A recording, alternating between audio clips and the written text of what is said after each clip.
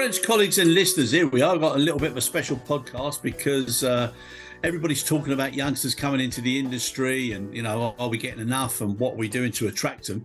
And luckily enough, we've got somebody now who's young, who's keen, and also loves this part of the industry. So the person I'm talking about is William Hallowell, and he's allowed me to call him Will. He's a very confident young man and a great journalist, and really, really welcome. Lovely to have you on board, William.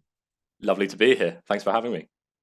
Brilliant. And for those of you who are used to my Queen's best English, Will has got a wonderful accent, very clear. So you'll probably be able to understand him a little bit better than you do me.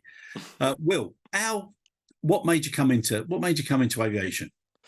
Well, I've only just finished university, did my degree in journalism, and I'm looking to broaden kind of, the things I'm writing about. I'm very passionate about news, not just general news, but everything really. I mean, I've got a background writing about British politics, education, the NHS, and as I say, I'm just a keen writer. So aviation and the aviation industry is just another area.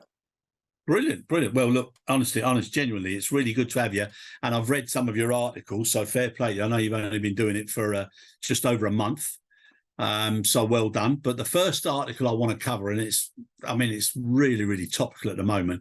And I've been traveling a lot just recently, and some of my family as well, and they've been affected by this particular story. So the one I'm talking about is the air traffic failures. My God almighty, how can that happen in this day and age without some form of, risk assessment checks or backup? Yeah, I mean, it's extraordinary. I mean, we've had updates this week. We now know from a preliminary report what NATS have said. We are waiting for an independent review by the UK Civil Aviation Authority. We don't really know when that might come out. But the updates this week are quite interesting. I mean, the boss of NATS, he said that, what's happened was a 1 in 15 million chance event, which is extraordinary. Well, it is. For me, just read. I remember thinking to myself, Mr. Rolfe, Martin, how did he come to 1 in 15 and not 1 in 18 or 1 in 20 or 1 in 10? Well, I think it's calculated by the number of flights that they, or the flight data that they receive. Very good. Thank you for clarifying that, Will. But Will, in this day and age, everybody's talking about, more automation and digitization and when you see things like this happening and recently in various other industries and organizations, it beggars belief, how these things can still be happening. Yeah, I mean, we now know that what essentially happened was that two identically named flight paths were input, and that caused chaos at NATS. The system couldn't handle it, which, with the technology we have now and the infrastructure, it's remarkable. Yeah, and also the testing of the systems. Surely these sort of things would have been part of the pre-test and the cross checks and regular updates.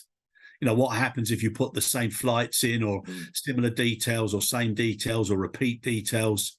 There must be something that's able to see whether or not the system's able to accommodate it or even the system challenging it to to get clarification or reconfirmation. Yeah, absolutely. I couldn't expand on that because I think you put it perfectly. All right. Well, fair play, mate. I like you already. Right, now, moving on. People that were affected, and there's so many. What does that actually do for our industry's reputation and brand, and also the way in which they're treated, whether it be by a carrier or by airport? You've seen some terrible stories on the news, and people saying that they've been left stranded. Nobody wants to know, and unfortunately, some of the carriers involved, whenever you've got a discrepancy or a grievance or whatever, all they say to you is, "I'm sorry, go online." And the capability of some of the junior people who are being put in front of some very irate passengers, they're not able to deal with it, Will. No, they're not. I think the impact for passengers it's been huge. And when you talk about, how it looks, how the industry looks, I think there's a lot of bad press, certainly in the UK, around airlines Which Travel, the consumer champion, which I'll briefly talk about in a bit. Yeah. They're leading a campaign currently to basically get passengers more representation, have their rights, their travel rights, essentially reinforced by the government. I mean, they're asking the government to give the CAA more powers to punish airlines where they feel their duties have been neglected, moral duties and legal duties. And, there's other things in the industry at the moment around sustainability, which I know we're going to touch on later. So from an industry perspective, it's been pretty negative.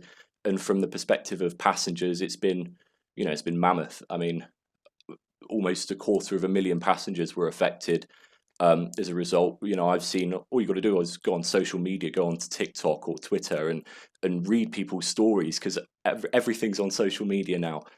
Everyone's a citizen journalist, so they're talking. And we've had UK, British passengers, they've been stranded abroad in Spain and in Europe and elsewhere for days, having to sleep on airport floors.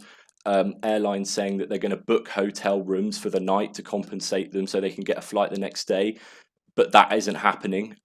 It's just an extraordinary set of circumstances, really. It's unbelievable.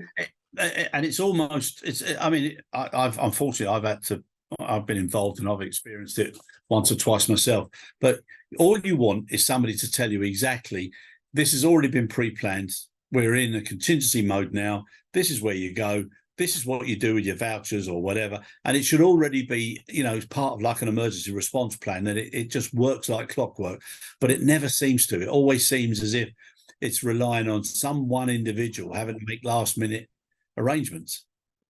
Yes, absolutely. And I think part of that is airlines not wanting to take responsibility for what's happened. Obviously, they aren't to blame for the air traffic control kind of chaos that we saw at the end of August, but they don't want to pay out compensation to passengers because they don't see themselves as liable. And to be fair, when you look at it from that perspective, you understand it, but they do have an element of a legal responsibility, even if it's booking flights with rival airlines to get those passengers home and not leave them stranded. I mean, I spoke to one newlywed couple who they're on their honeymoon, and they're in Portugal. Because of the air traffic failures, BA booked them a flight to Paris to then go from Paris back to England, and they forgot to book the flight from Paris back to England, so then they were stuck in France. Oh my God. And I think there are some pretty extraordinary examples. That's one of them. The honeymoon's ruined in a sense. I think there is certainly a human element to this. It's not just about, oh gosh, look at what's happening in the aviation industry. Look at what's happened. This is a massive failure. I think a lot of it, we have to look at the passengers and how that's impacting them. I agree. So the Triple C, or the Consumer Champions campaign, I mean, I know it's looking for more enforcement and powers over what does happen, but don't you think everybody that's involved in that particular those several links in the chain, they should all get together and there should be a standard process that's done, all agreed to, and it should click in like clockwork. And the technology now, the capability is there for it to happen. Yeah, they should do that, but whether they will, or whether they'll say they will sign up to something like that, an independent group, like the online travel agents have Online Travel UK, and you've got Airlines UK. I don't really see that happening, purely because I don't really think it's in airlines' interest, especially where the people calling for more representation for passengers are the people that are criticising the airlines. Yeah, no, I can see it from the airline perspective, and I've worked for many airlines, but I'm just looking at it from if you stand back and you think to yourself, right, you've got the capability every day to work out how many hotel rooms are available. You've got the capability to work out what the transport options are. You've got you can quite easily work out how you'd get catering if they weren't able to go to one of these hotels, or had to be bussed somewhere else or further out. You've got all that automation that could be done if it was all being in real time pumped into some sort of reciprocal or some sort of central control center that had all that information. And then if something went wrong, everybody just got their messages according to that central, said go here, go there, go wherever, and then afterwards, behind the scenes, they sorted out how the costs would be distributed and who owned what costs. Yeah, I think the biggest questions over what's happened are how and why. Unfortunately, I don't think we can really give an answer. It's almost a rhetorical question. How can this have happened? How can what happened lead to hundreds of thousands of people having their flights disrupted and their plans disrupted? It's incredible. It's well, yeah. No, you're right. It is. It's absolutely amazing. Right. Well, we're not going to be able to solve that today. No. But all sympathies and thoughts going out to everybody that was affected. But sometimes these issues are sent to try and make people come up with something that makes a lot more sense and could be easier managed. Because, as you said, it's not going to be the last time it happens. There will be other issues that have similar effects. So the sooner they get that done, the better. Yeah, absolutely. Yeah, and also bring a bit more confidence back, because people are always worried now. I've got a lot of people who said to me there are certain carriers now that they won't fly on because when they experience a problem, all they were told to do was go online. Yeah, I can certainly see that. I mean, I'm not going to name certain airlines, but I think in the UK we all have those names in our heads that have that stigma attached to them, that if you go with that airline, you're almost signing yourself up for poor service. But again, I mean, even what happened over the weekend, I think lots of airlines failed. It wasn't just those ones that we all think are rubbish and that sort of thing. I mean, even the more prestigious end of the airlines that operate out of the UK, passengers that I've spoken to have said they had a really poor service. Yeah. No, it's everywhere, and I admire some of the terms you're using there. I'm sure in your first month you won't be naming things, but give it a few more years, Will, and you'll be pumping out names all over the place, mate. Well, I just don't want to end up in civil court for some defamation action. So Don't worry about it. Don't worry about that. Right, now, second point or second article that you covered was the hydrogen powered flying. Yeah, it's interesting. So EasyJet, Rolls-Royce and Airbus have formed a new coalition, an alliance they're calling it, Hydrogen in Aviation. Essentially what it is a lobby group attempting to encourage the UK government to put more emphasis on hydrogen fueled flights. I think sustainability and green policy is not just becoming more popular or increasing in all walks of business, but in aviation, I think because there's this stigma around, the amount of fuel that planes use and the amount of damage it's doing to the environment, I think sustainability within aviation is becoming an increasingly popular topic. I think a lot of the big brands all want to kind of say, look, this is what we're doing for sustainability, and it's interesting because essentially what they want to do is map out the milestones to ensure, infrastructure,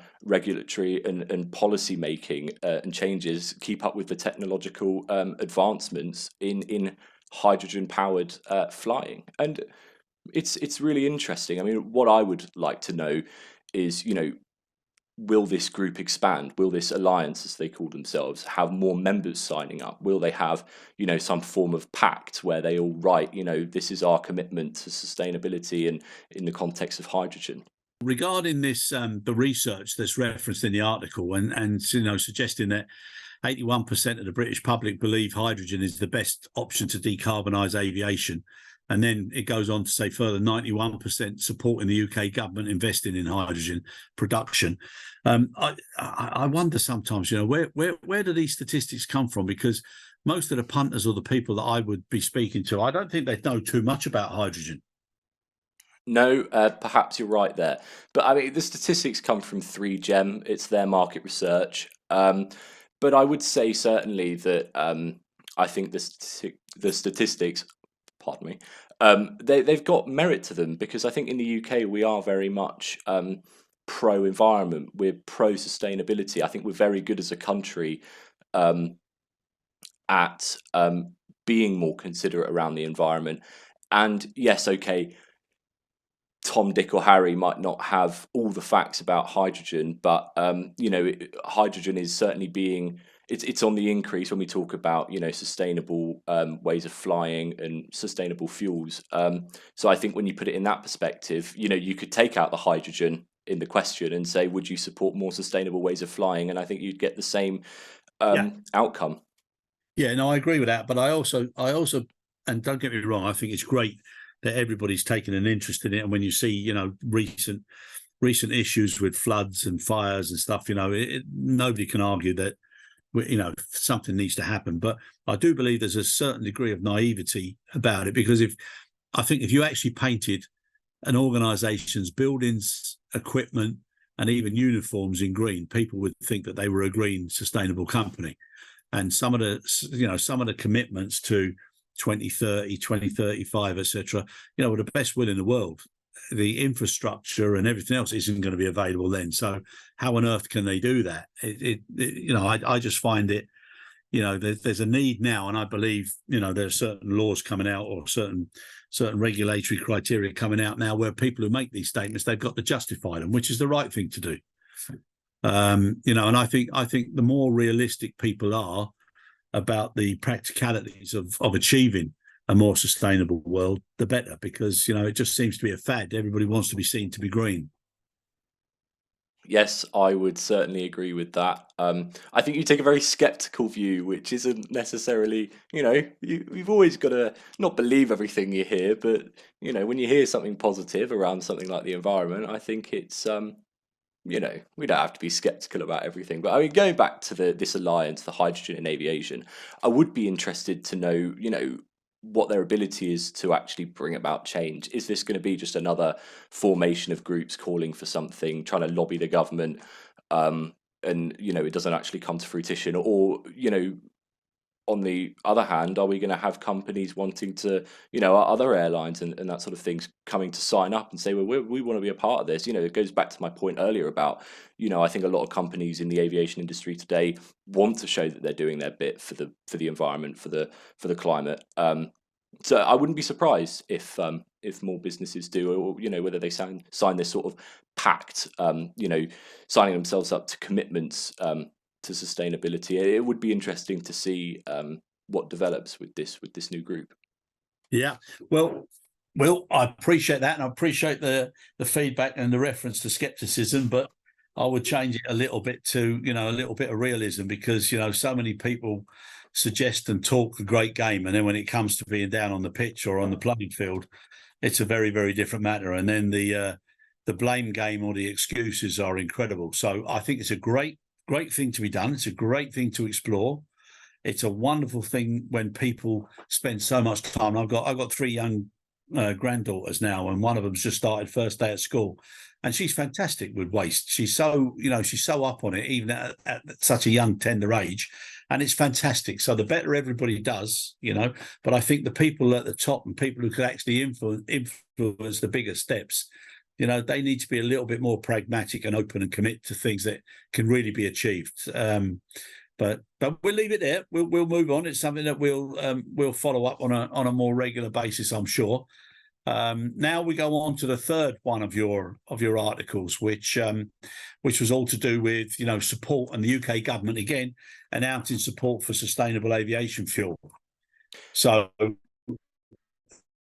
again, not being a skeptic, but there's an awful lot of talk of what can be done and the cost of producing it, and whether or not you can do it with 49-50%, whatever it is.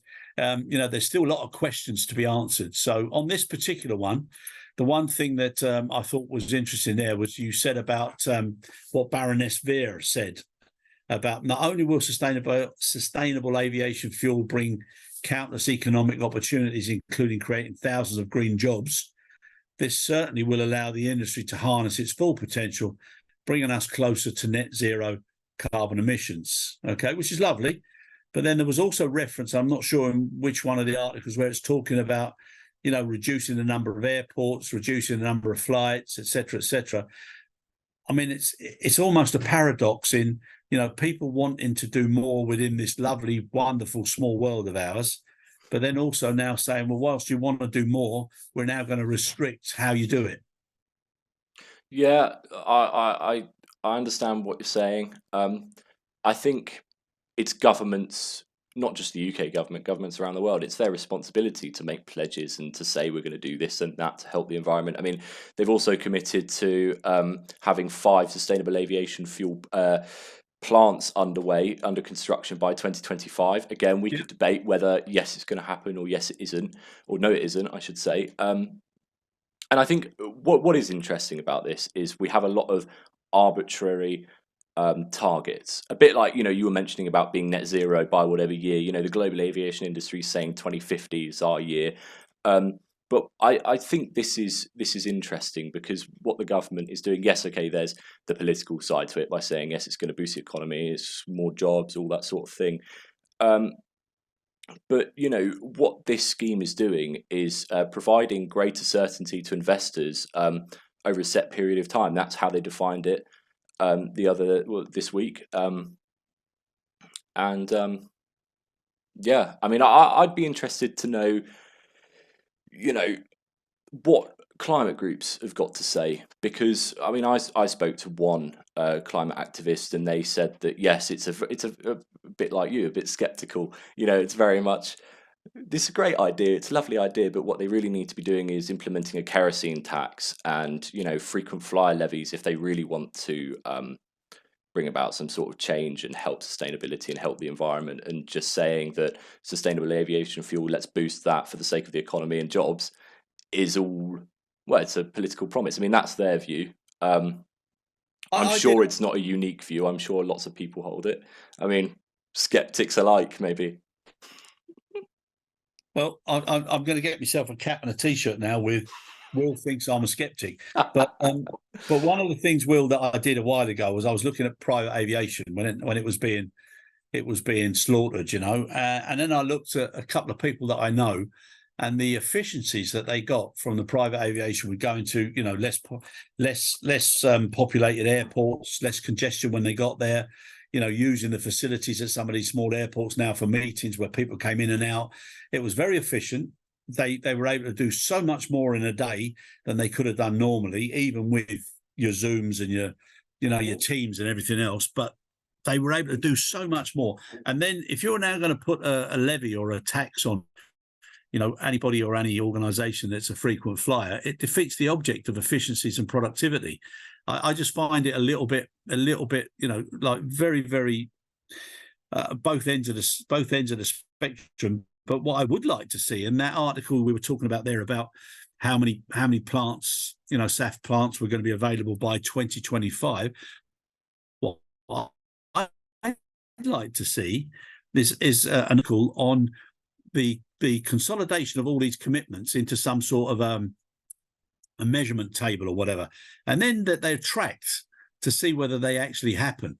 And where you've got things like X amount of thousands of green jobs, well, exactly how many and where are they going to come from and where are they going to be, and then see whether or not it actually happens. And I think that's what's going to convince people more, is if people live by what they say. Yes, absolutely. I mean, that's essentially what climate activists are saying. I think the issue is, just to drag politics into it slightly,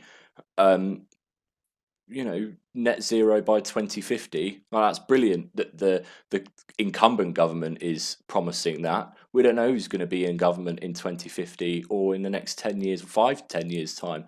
It goes back to that whole thing of governments making commitments. Yes, it's good that they're making these commitments, but are they realistic? Are they likely to be followed through?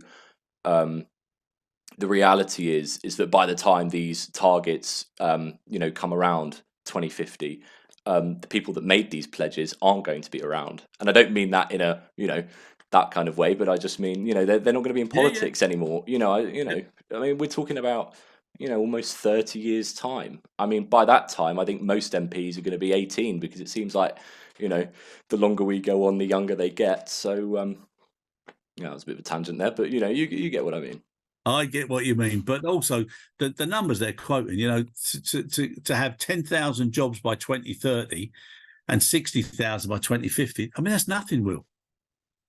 Well, it's a headline grabber, isn't it? I mean, I don't know where they got that figure from. I don't know how it was calculated. But it's not a huge headline grabber, because 60,000 jobs in 35 years is not really impressive. No, okay, that's a good point. But I think, I suppose in the context of jobs that involve sustainability and green policy, maybe you could argue, or one could argue that that is a significant improvement. I think at the end of the day, the government will always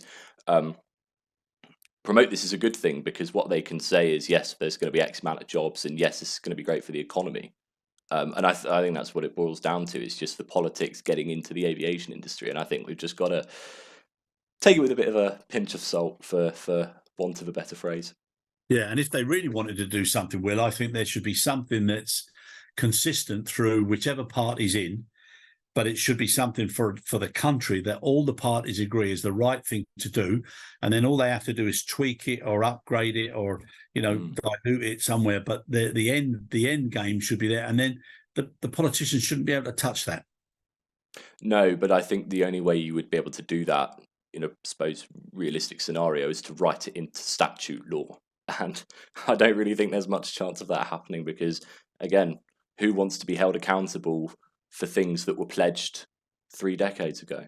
Yeah, I totally agree. But it's a little bit like having a strategy and then having tactical agility that you have to modify. And obviously, if certain geopolitical issues happen, it will have an impact. So as long as you're able to follow the same track, but control or track the impacts, it still keeps you on a consistent path.